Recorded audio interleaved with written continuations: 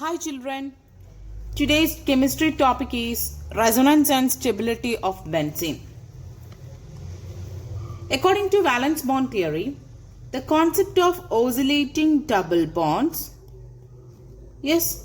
so this is the oscillating double bonds here, so oscillating double bonds in benzene is now explained by resonance. Benzene is a hybrid of various resonating structures. The two structures it's given by Kekulé, that it is this one. These are the two structures it is given by Kekulé, are the main contributing structures. The hybrid structure, it is represented by inserting a circle or a dotted circle. Dotted circles we already written. Likewise, we can represent. This is the hybrid. So the hybrid structure, it is represented by inserting the dotted circle or circle in the hexagon as shown in this C notation. So in this circle, when you think each circle containing 6 carbon atoms, and this dotted circle or circle, it contains 6 electrons, which are delocalized between the 6 carbon atoms of this benzene ring. Why it is said to be 6 electrons each bond? 1, 2, 1, 2, 1, 2. How many electrons here around the circle? This circle be represented because of this double bonds in between. So for avoiding that double bonds, we are expressing this as dotted circle or circle. So the circle, how many electrons are there? 6 electrons. Each bond it is having 2 electrons. So total 6 electrons. That 6 electrons, it is delocalized over this 6 carbon atoms of the benzene ring. So also resonance theory, we can say that the benzene is the resonance hybrid of the two Kekulé structures. This is the resonating structures. According to valence bond theory and resonance theory, it is representing the same. Yes, these two structures, and the structures here I written now, this is said to be the canonical structures or resonance structures of the benzene. The actual structure of the benzene, it is in intermediate between the two Kekulé structures. That's why this actual structure we are representing as a resonance hybrid.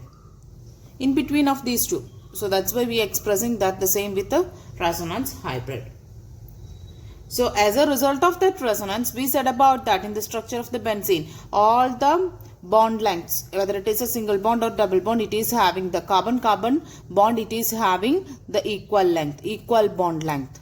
That it is indicated by 1.39 Armstrong. In the last video I said about that. Right? So why it is having the equal CC bond length? Because of this resonance hybrid. So as a result of resonance, all the carbon-carbon bond lengths in the benzene become equal, and it is lying between the CC single bond and CC double bond. Why? Because this resonance hybrid, it is in between. Actual structure of the benzene, it is in between these two structures, so that it is represented by this resonance hybrid. So resonance hybrid, from when you look at, you can see that it is delocalizing all over this 6 carbon atoms of the benzene ring.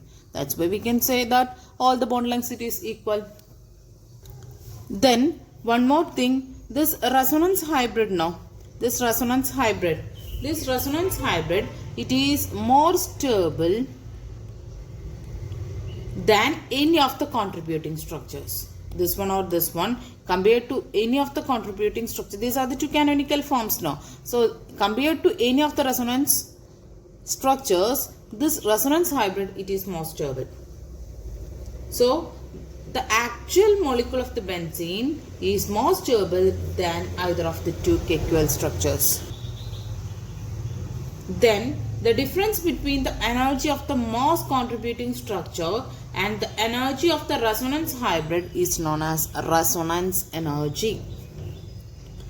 What's that resonance energy? Most contributing canonical structure, which is here we taken that you have, and also the most stable contributing structure you have to be take, and the resonance hybrid also you have to be take. The difference in energy between these two you have to be calculate. It is said to be the resonance energy. Resonance energy of the benzene, it is found to be 150 kilojoule per mole. Right. So this is we discussed for explaining the resonance concept of benzene. So from this resonance concept you understood that resonance hybrid it's the so that it is arises because of the actual structure of the benzene in between those two calculus structures. That's why the resonance hybrid and the resonance energy also the. Yes, now we can discuss on the molecular orbital structure of benzene. That it is said to be in one more name, that it is orbital overlap concept. For explaining the molecular orbital concept, we have to be tell about the hybridization. So, for explaining the hybridization, just think about that the carbon, its atomic number is 6. So, 1s2, 2s2, 2p2 is the electronic configuration. When the carbon in ground state, you can write it as the valence shell representations. 2s is having 2 electrons, 2p is having the 2 electrons. So, you know that here, how many bonds here? Just to listen, this carbon you just to take 1, 2, 3 sigma bonds, you know that 1 pi bond. How the way this 4 bonds for this carbon it is occurring, that we can think. So you already studied that wherever the double bond there is an sp2 hybridization. That is an easy method to remember the hybridization in each case.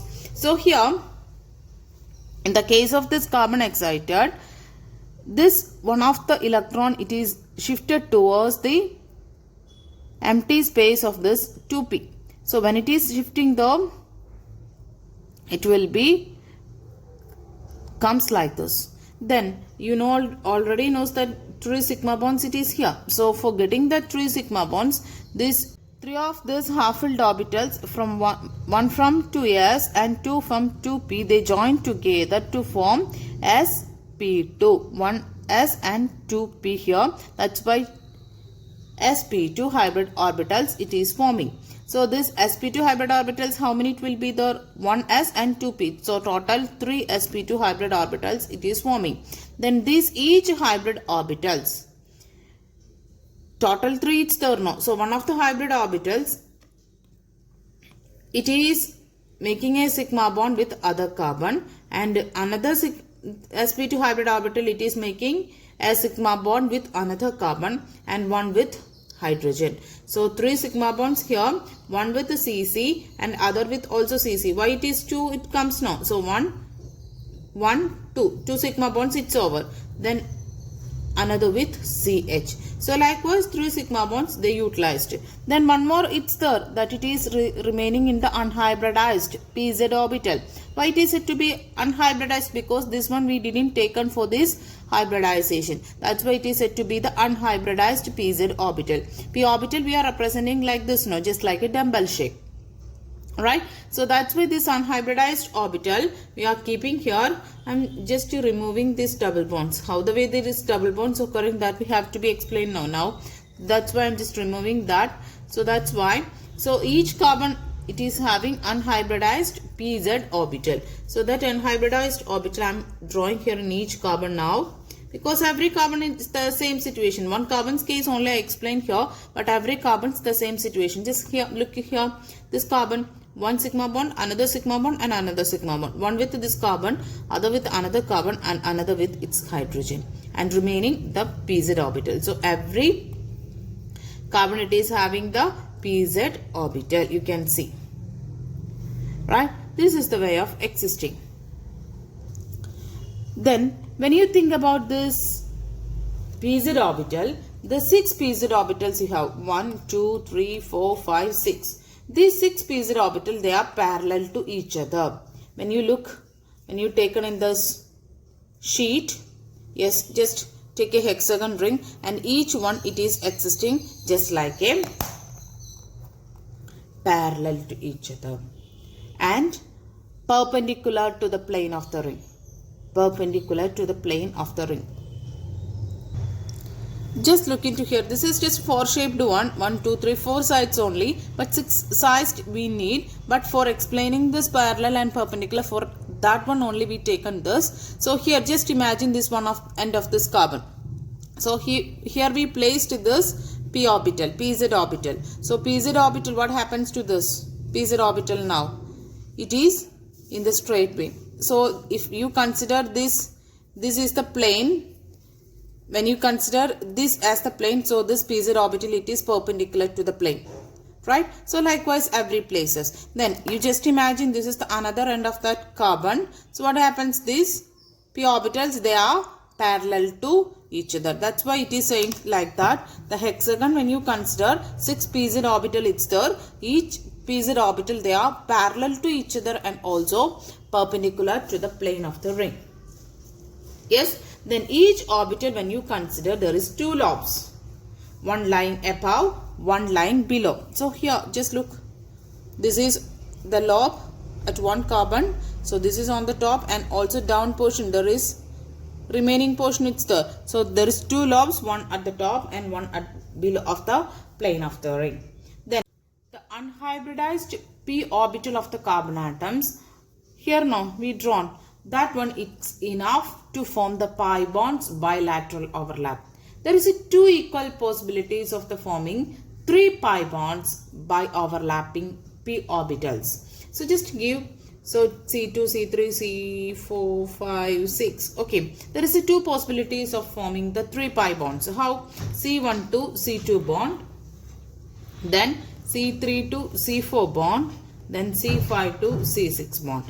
Likewise, there is 3 possibilities to form the pi bond, and another possibility it is C2 to C3 and C4 to C5, then C6 to C1. How the way the pi bond formation, the 3 pi bond formation, we can check now. So this bonds here now that I am drawing here again, this is the way. Big one you have to be drawn, that is good for explaining the lateral overlapping. Okay, each one having 2 pz orbital. The carbon, it's there in the middle, right? Then H I am not representing here because you know that H it's there. Okay, yes, C6. Now try to do the first way of overlapping. That means first way here means C1 to C2, 1. Okay, so it results 1 pi bond. Okay, then 3, C3, C4, top portion and bottom portion, above the plane, below the plane, joined together, it results another pi bond. And here what we said, C5 to C6. This is also another pi bond. This is the top portion and this is the bottom portion. So this one we can represent like this. What all positions? Top portion 1 pi bond, and here this portion, and here this portion. Yes, this way also you can represent the same. Okay. Another option, that is C2, C3, that way of arranging the pi bonds. How? I am drawing again. Here the overlap, it is C2, C3, the top portion and bottom portion of that lobes above and below the plane of the ring, and then C4, C5 portions, join it together. So we know that this is 1 pi bond and this is another pi bond, and here C6 to C1, that it is another pi bond. So 3 pi bonds it's formed, and structure you can draw in a simplest way, that it is this way bond, here 1 bond, this area, and here and also here. This way also you can represent the same. So you have to get 2 Kekule structures. Okay, so the 2 Kekule structures it is possible to get with the help of this molecular orbital concept. Then, as we discussed earlier, the bond lengths of this benzene ring, when you consider there is an equal bond lengths, and when you think about the internuclear distance between all the carbon atoms of the ring, it is also to be the same, that it is determined by X-ray diffraction studies. There is an equal probability for the p orbital of each carbon atom to overlap with the adjacent p orbital of the carbon atom, either here or here. Likewise, This results the continuous overlapping and the resulting pi orbital cloud you can see here. Continuous, the top portions only joining here together, it forms the electron cloud. Yes, here you have to be do with another color. I will do. Yes, another color. Here, lower portions you just join it together, right? So pi electron cloud you can see, pi electron clouds. So this is in the form of donuts of electron clouds. You can see in this picture donuts, just like a donut. Yes, so the electron cloud. So how the way? So here top portions join it together, one cloud, and bottom portions join it together, it results another cloud. That's why if you just imagine this is a hexagon, this is not a hexagon now. So when all the p lobes on the top now, so p lobes, p lobes, p lobes, p lobes. So top portions when you join it together on the top, and bottom portions when you join at the bottom, so you will get two set of electron clouds on above the ring and below the ring. So that's why it is just like a donut. The net result is there are two continuous rings of pi electron clouds, one above and other below the plane of that hexagonal ring. Yes.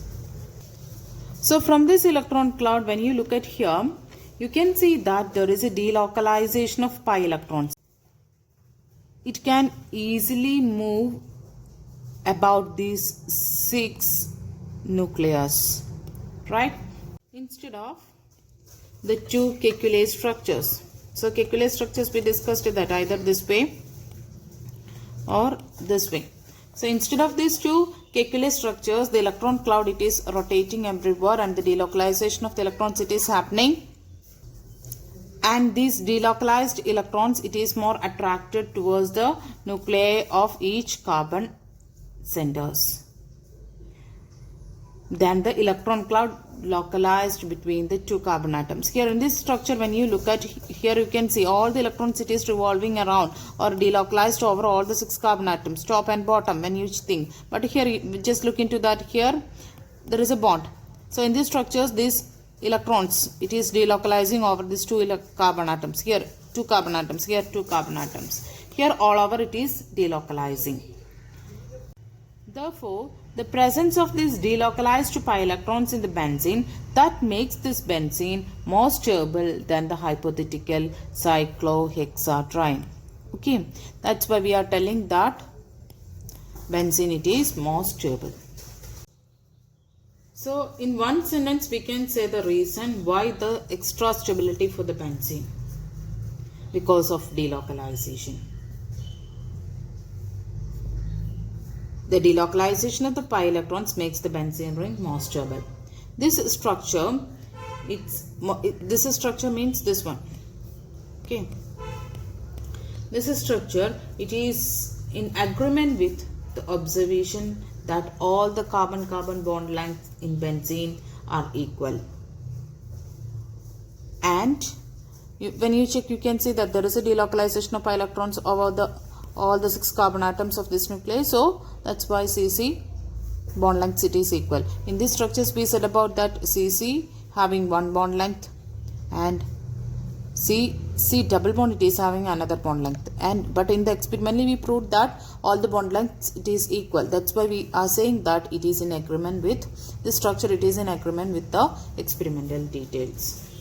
Yes, so benzene, it is represented by the regular hexagon with a circle inside the hexagon. So this circle inside the hexagon symbolizes this delocalized pi electrons. Delocalized pi electrons is the symbolization, right? And one more limitation we said about that when we discussed the structure of benzene, about the addition reactions. You know that from these structures there is a pure double bond, it is absent in the case of this benzene.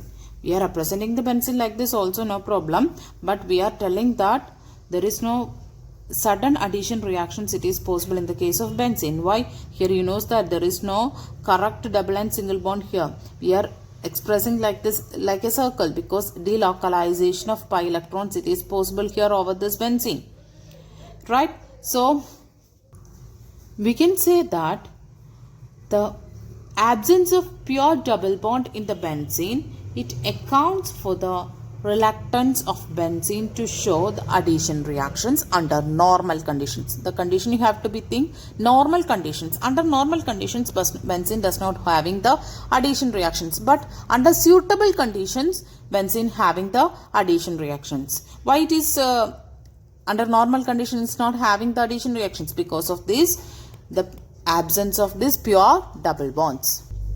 So we can conclude that this is the reason for the unusual behavior of the benzene and greater stability and also resonance. Everything we can explain with the help of this molecular orbital concept, valence bond theory and resonance theory.